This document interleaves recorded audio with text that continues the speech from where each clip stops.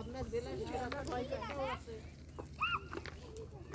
তোমার সেটা তোমার বয়স কত? বয়স কত? 11 করলো 11 পাতি আমরা 11টা পুরস্কার আল্লাহ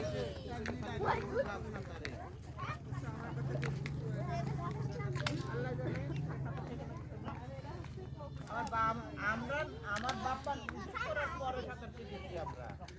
আমারে এর সাঁতার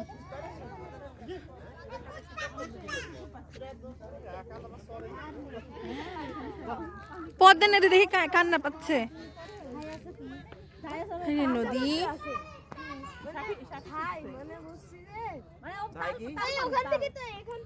থাই বলে, ওকে বলে থাই। আমরা যে থাই কইছো, থাই থাই থাই